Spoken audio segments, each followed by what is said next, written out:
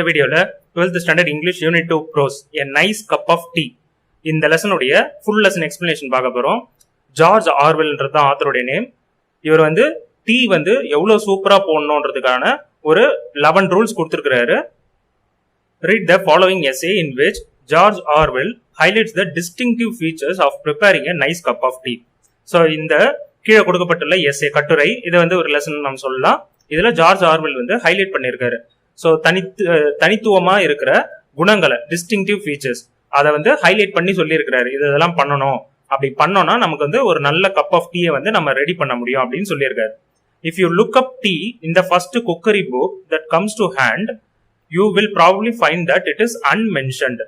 So first cookery புக்குன்னா புக்கெல்லாம் பார்த்து சமைப்போம்ல, ஸோ அதுக்கு பேர் தான் குக்கரி புக். அந்த குக்கரி புக்ல டீ பத்தி பார்த்தோம்னா அதுல அதை பத்தி ரொம்ப டீட்டெயிலாம் எதுவும் கொடுத்துருக்க மாட்டாங்க.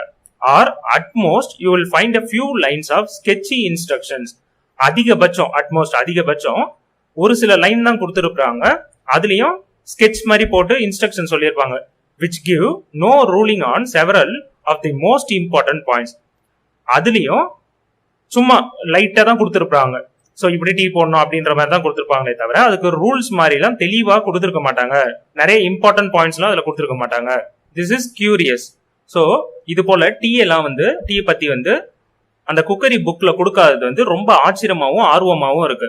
ஏன்னா not only because tea is one of the main stage of civilization in this country as well as in air Australia and New Zealand.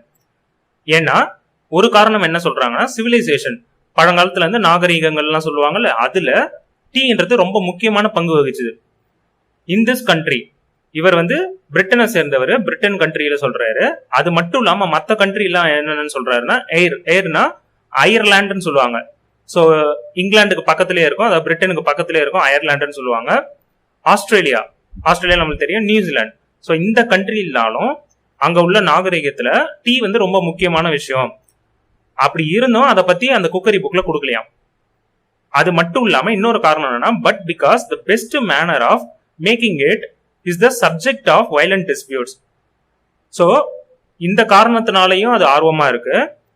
பழங்காலத்துல யூஸ் பண்ணது, ஆனா அது கொடுக்கல, அது ஒரு காரணம். இன்னொரு காரணம் அதை எப்படி மேக் பண்ணணும், பெஸ்ட் மேனர் ஆஃப் மேக்கிங், அந்த டீயை எப்படி உருவாக்கணும், நல்ல டீயை உருவாக்கணும்ன்றது நிறைய பேர் ஏற்கனவே பிரச்சனையா உள்ள டாபிக் அது. ஸோ ஒருத்தவங்க ஒரு மாதிரி சொல்லுவாங்க, இன்னொருத்தவங்க இன்னொரு மாதிரி சொல்லுவாங்க. ஸோ அது பிரச்சனையா இருக்குது. ஸோ இவ்வளோ பிரச்சனையா இருந்தும் அதை பத்தி ஏன் புக்ல கொடுக்கல? ஒன்னும் பழங்காலத்துல யூஸ் பண்றோம், அதை பத்தி கொடுக்கல, அதுவும் ஆச்சரியமா இருக்கு.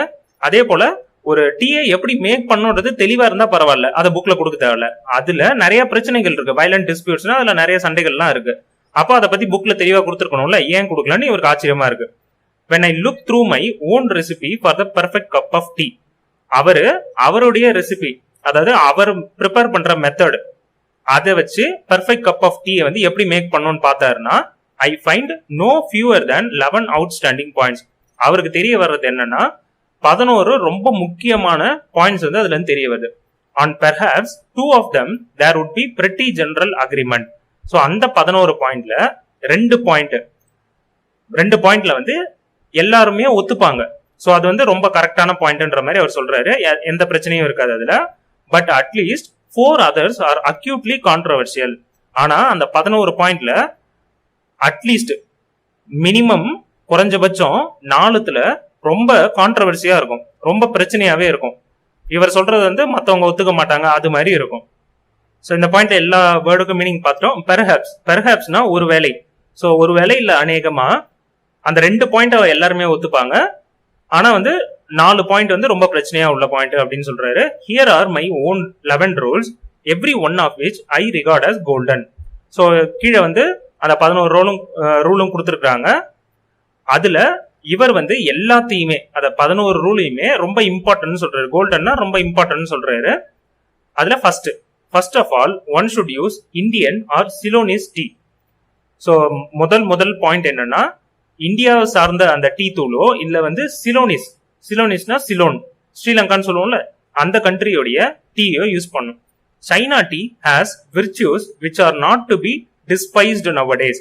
ஸோ சைனாவை சேர்ந்த டீயும் குணங்கள் பொருந்தி இருக்கு. விர்ச்சுஸ்னா குணங்கள்னு அர்த்தம். அதை நாம வந்து டிஸ்பைஸ் பண்ணக்கூடாது, அதாவது அதை வந்து வெறுக்க கூடாது இந்த நாட்கள்ல. ஏன்னா அதுக்கும் காரணம் இருக்கு. இட் இஸ் எக்கனாமிக்கல், அது காசு வந்து ரொம்ப குறைவான செலவுலயே அந்த டீயை வந்து உற்பத்தி பண்ண முடியும். And one can drink it without milk, அதுல மில்க் ஆட் பண்ணணும்னு அவசியம் கிடையாது. ஸோ ஃபர்ஸ்ட் வந்து இந்தியா டீ, சிலோன் டீ அதுதான் ரொம்ப ரொம்ப முக்கியம். சைனா டீலயும் சில குணங்கள் இருக்கு, அதனால அதை வந்து நம்ம வெறுக்க கூடாது. அது வந்து காசு குறைவா இருக்கு, அதுக்கு மில்க் எல்லாம் தேவையில்லை, அதனால ரொம்ப சீப்பாவே அதை ரெடி பண்ண முடியும். ஆனா but there is not much stimulation in it. So tea குடிச்சா அந்த உணர்வு வரும்ல, அது மாதிரி ஸ்டிமுலேஷன், அந்த ரொம்ப சுறுசுறுப்பா இருக்கிற மாதிரியான அந்த விஷயங்கள்லாம் இந்த டீயை குடிச்சா நமக்கு வராது. One does not feel wiser, braver or more optimistic after drinking it. So இந்த சைனா டீயை பத்தி சொல்றாங்க. யாராவது அதை குடிச்சாங்கன்னா அவங்க வந்து வைசர்னா அந்த அறிவு மிக்க அப்படின்னு அர்த்தம். பிரேவர் ரொம்ப ஸ்ட்ராங்கா, அதாவது தைரியமா இருக்கிறவங்கன்னு அர்த்தம். ஆப்டிமிஸ்டிக்னா எந்த ஒரு விஷயத்தையும் நல்லதாவே எடுத்துக்கிறது, பாசிட்டிவாவே எடுத்துக்கிறது, அதை வந்து ஆப்டிமிஸ்டிக்னு சொல்லுவோம். ஸோ இது போல எதையுமே நம்ம அந்த டீ, சைனா டீயை குடிச்சோம்னா நமக்கு கிடைக்காது. Any one who has used that comforting phrase a nice cup of tea invariably means Indian tea. யாராவது ஒருத்தவங்க இது போல சென்டென்ஸ் யூஸ் பண்றாங்கன்னா, a nice cup of tea அப்படின்னு சொல்றாங்கன்னா, அந்த ஃப்ரேஸை சொல்றாங்கன்னா அது வந்து இந்தியன் டீயை தான் குறிக்கும். ஸோ அப்ப சிம்பிளா என்ன சொல்றாங்கன்னா, டீ தூள்னு எடுத்தா Indian tea R Ceylonese tea, அதுவும் குறிப்பா வந்து இந்தியன் டீ தான் எடுக்கணும் அப்படின்ற மாதிரி ஃபர்ஸ்ட் பாயிண்ட். ஸோ இந்த லெசன் வந்து ரொம்ப சிம்பிளா இருக்கும், ஆனா வந்து வார்த்தைகள் சிலது வந்து நல்லா புரிஞ்சுக்கணும், அதை மட்டும் புரிஞ்சுக்கணும் ரொம்ப ஈஸி தான். செகண்ட் பாயிண்ட் என்னன்னா, tea should be made in small quantities, that is in a teapot. So டீயை வந்து ரெடி பண்ணும்போது அதை சிறிய அளவுல ரெடி பண்ணணும். ஸோ ஒரு டீ பாட், டீ செய்யறதுக்காக ஒரு சின்ன வெசல் மாதிரி இருக்கும், வெசல்னா பாத்திரம். ஸோ அந்த மாதிரியான டீ பாட்ல தான் நம்ம பண்ணணும். Tea out of an urn is always tasteless. ஒருன்னா ரொம்ப பெரிய பாத்திரம்னு அர்த்தம். ஸோ டீலாம் ரெடி பண்றாங்கன்னா ரொம்ப சின்ன டீ பாட்ல தான் ரெடி பண்ணணும், பெரிய ஒருன் அது மாதிரி யூஸ் பண்ணக்கூடாது. While army tea made in a cauldron, கால்ட்ரன்னாலும் ரொம்ப பெருசா இருக்கும்னு அர்த்தம். ஸோ ஆர்மி எல்லாம் டீ ரெடி பண்ணும்போது ஒருத்தவங்க தனித்தனியெல்லாம் போட மாட்டாங்க, ஸோ ரொம்ப பெரிய பாத்திரத்துல யூஸ் பண்ணி டீ போடுவாங்க, அது மாதிரி போடக்கூடாது. Taste of grease and whitewash, so அது வந்து ரொம்ப மோசமான டேஸ்ட்டை கொடுக்கும் அப்படின்றதுக்கு தான் இதை யூஸ் பண்றாங்க, கிரீஸ் அண்ட் ஒயிட் வாஷ்னு. ரொம்ப சிம்பிளா என்னன்னா, டீ பாட்ல ரொம்ப சின்ன அளவுல தான் நம்ம வந்து டீயை ரெடி பண்ணணும். ரொம்ப பெரிய பாத்திரங்கள்ல ஒருனோ இல்ல கால்ட்ரனோ அதுல வந்து யூஸ் பண்ணக்கூடாது. அப்படி யூஸ் பண்ணா நமக்கு வந்து அந்த டீயோட டேஸ்டே வந்து கிரீஸ் அண்ட் ஒயிட் வாஷ், ரொம்ப கேவலமான டேஸ்டா இருக்கும் அப்படின்னு சொல்றாரு. The teapot should be made of china or earthenware. So அந்த டீ பாட் சொன்னோமா ரொம்ப சின்னதான ஸ்மால் குவான்டிட்டியில செய்யணும்ட்டு, அந்த டீ பாட்டும் எப்படி இருக்கணும்னு சொல்றாரு. அது எதுல இருந்து உருவாகி இருக்கணும்னா சைனானா போர்சலைன்னு சொல்லுவாங்க. ஸோ இது ஒரு விதமான மெட்டீரியல், அதுல இருந்து செய்யறதுன்னு அர்த்தம். எர்த்தன்வேர்னா இந்த களிமண் மூலமா சுடு பானைன்னு சொல்லுவாங்க, அதெல்லாம் கேள்விப்பட்டிருப்பீங்க. ரொம்ப சிம்பிளா என்னன்னா, களிமண் எடுத்து சூடு பண்ணி அதை வந்து ஒரு பாத்திரம் மாதிரி ரெடி பண்ணுவாங்க, அதுதான் எர்த்தன்வேர். ஸோ மண்ணுல இருந்து செய்யறது கிட்டத்தட்ட. இது சைனான்றது போர்சலின். இந்த ரெண்டு விஷயத்துல இதன் மூலமா தான் நம்ம டீ பாட் ரெடி பண்ணோம். Silver or Britannia ware teapots produce inferior tea. அதை தவிர்த்து நம்ம சில்வர் டீ பாட்டோ இல்ல பிரிட்டானியா வேர் டீ பாட், இதெல்லாம் வந்து ஒரு மெட்டீரியலை குறிக்குது. அந்த மெட்டீரியல் நம்ம யூஸ் பண்ணோம்னா நமக்கு வந்து இன்ஃபீரியர் டீ, மோசமான டீ தான் கிடைக்கும். ஸோ அதாவது டேஸ்ட்ல வந்து குறைவா இருக்கும் அது. And enamel pots are worse. இது மட்டும் இல்லாம எனாமல் பாட்ஸ், நம்ம இது எனாமல்ன்றது இன்னொரு மெட்டீரியல், இதன் மூலமான பாட்ஸை நம்ம யூஸ் பண்ணோம்னா அது இன்னும் மோசமா இருக்கும். ஒர்ஸ்னா இன்னும் மோசமா இருக்கும். Though curiously enough a pewter tea pot a rarity nowadays, it's not so bad. பியூட்டர்னா அலாய் ஆஃப் டின்னு சொல்லுவாங்க. அதாவது ரொம்ப சிம்பிளா என்னன்னா, டின்னுன்ற ஒரு மெட்டீரியல் இருந்து ரெடி பண்ணதுதான் பியூட்டர் டீ பாட்னு சொல்லுவாங்க. இது பழங்காலத்துல யூஸ் பண்ணுவாங்க. ஸோ இது வந்து இந்த காலத்துல பாக்குறது வந்து ரேரிட்டினா அரிது, இந்த காலத்துல ரொம்ப அதிகமா பார்க்க முடியாது. ஸோ அதுல நம்ம யூஸ் பண்ணாலும் மோசமாலாம் வராது, நாட் சோ பேட்னா இதுலயும் கொஞ்சம் நல்லா தான் கிடைக்கும்ன்ற மாதிரி சொல்றாரு. கியூரியஸ்லி எனஃப்னா, ஸோ இதையும் குறிப்பா கியூரியஸா ரொம்ப ஆர்வமா இதையும் குறிப்பிடுறாரு.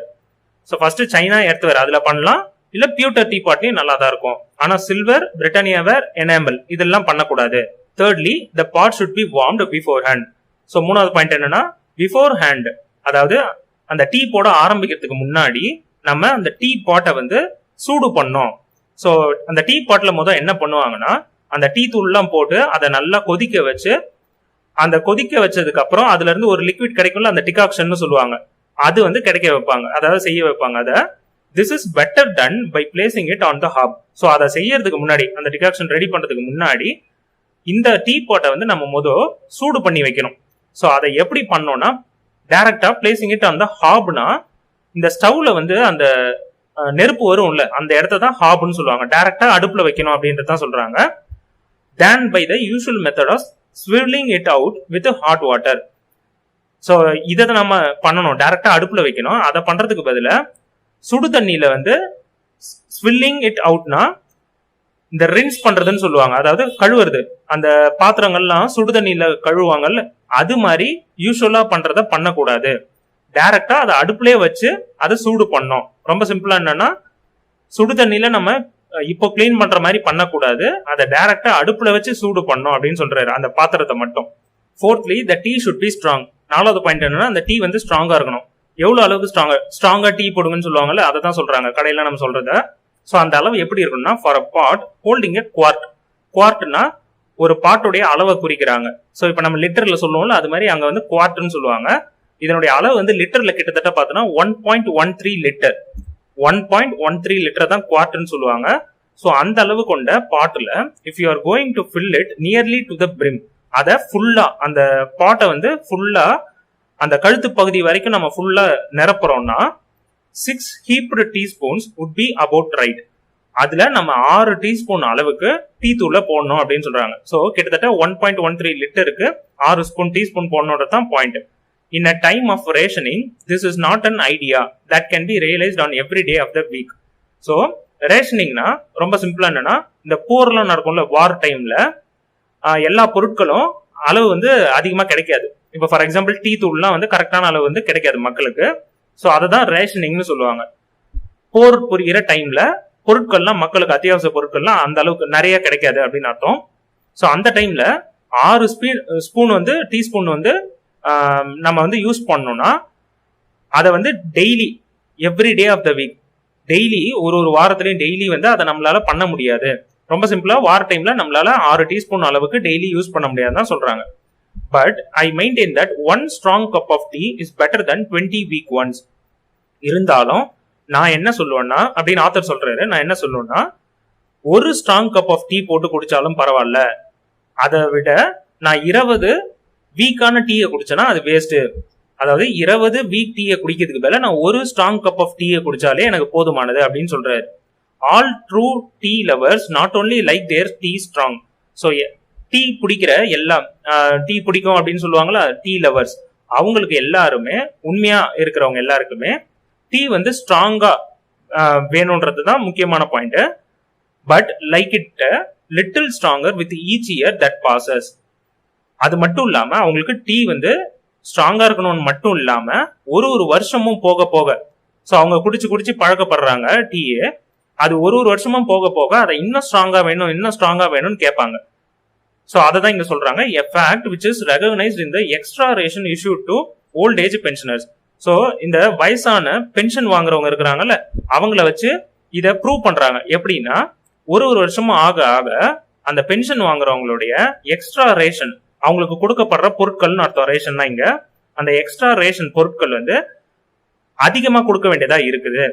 ஸோ அது போல அதிகமா கொடுக்குறாங்கன்னா காரணம் என்ன, அவங்க அதிகமா யூஸ் பண்றாங்க. ஏன் அதிகமா யூஸ் பண்றாங்க, அவங்களுக்கு டீ வந்து இன்னும் அதிகமா ஸ்ட்ராங்கா வேணும், அதனால அவங்க அதிகமா தூள் வந்து யூஸ் பண்றாங்க, டீ தூள் வந்து யூஸ் பண்றாங்க. இதுதான் மீனிங். புரிஞ்சிருக்கும்னு நினைக்கிறேன். ரொம்ப சிம்பிளா இந்த பாயிண்ட்ல என்னன்னா, ஒரு ஸ்ட்ராங் கப் ஆஃப் டீயை நான் குடிச்சா கூட போதும், அதுக்கு பதிலா நான் 20 வீக் கப் ஆஃப் டீயை குடிச்சேன்னா அது எனக்கு உபயோகம் இல்லைன்ற மாதிரி சொல்றாங்க.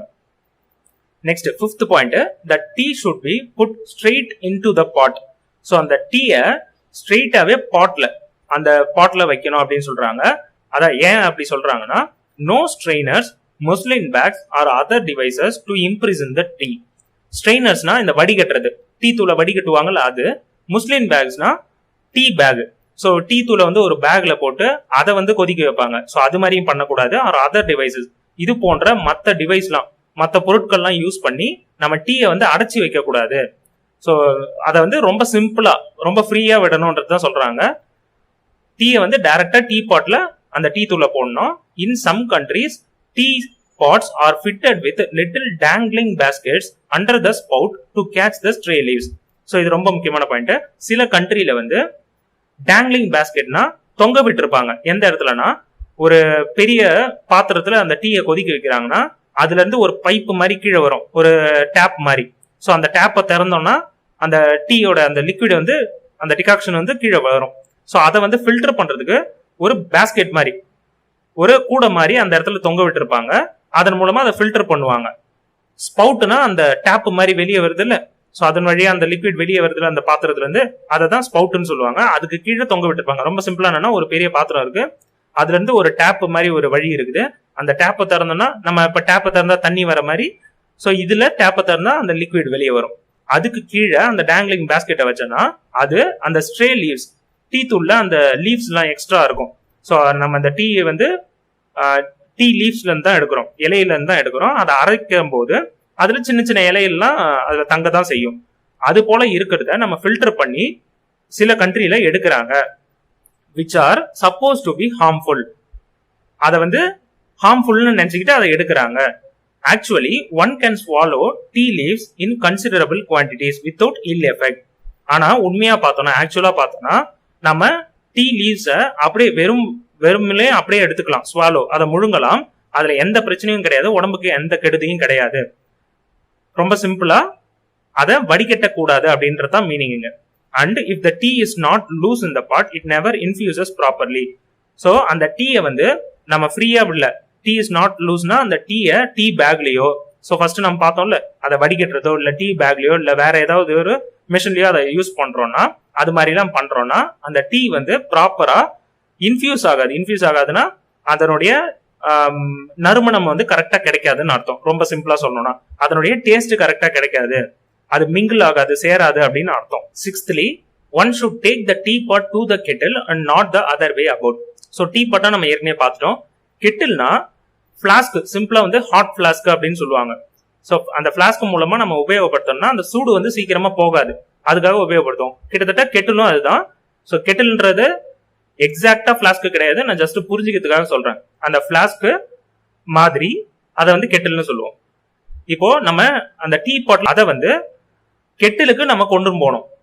ஆனா அது பண்ணாம நாட் த அதர் வே அபவுட்னா கெட்டில வந்து அந்த டீ பாட்டு கிட்ட கொண்டு போக கூடாது.